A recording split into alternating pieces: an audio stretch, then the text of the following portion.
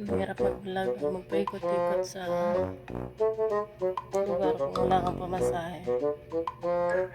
Ang gagawin natin na lang sa iba manood. Paano naman kung walang internet? Ang mga sinisave ko at ini-edit ko ay nagabase lang sa lapit ng internet. O ano. Ang gusto kong gawin lahat. But there's nothing to do it, just to stay here. Ang malaman, makita mo, napakasikip na pala ng mundo ng pagbablog.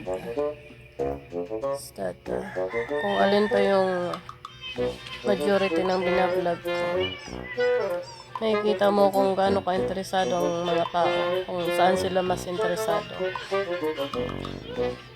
Diba?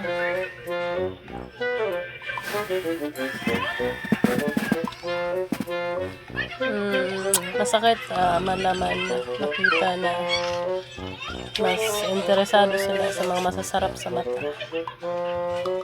Diba?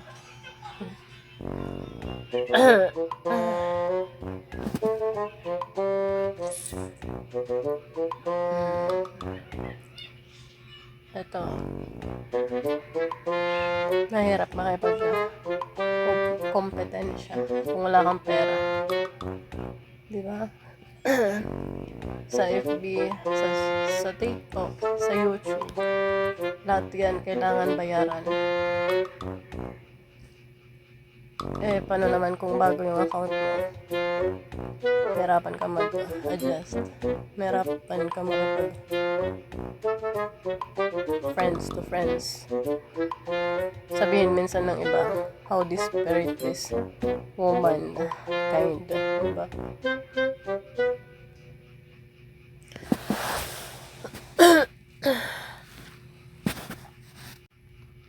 Daan na lang natin sa joke ngayon. Try ko yung yung boses matanda. Kaya ba? Apo, padaan naman ako. Kailangan ko magmadali sa aking pupuntahan. Try din natin yung bata. Paano naman kasi? Ang bagal-bagal mo, lolo. Mahigit ilang oras na akong nag-aantay sa'yo. Wala ka pa rin. Kung kailan paalis ako, saka ka magtatabag sa akin.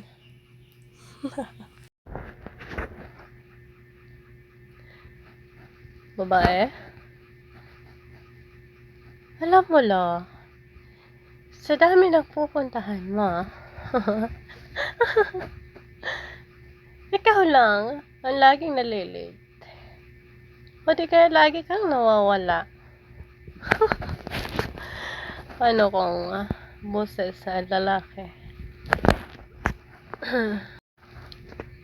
Oo nga lo. Lagi kaming namumroblema sa pinapamasahe namin sa'yo.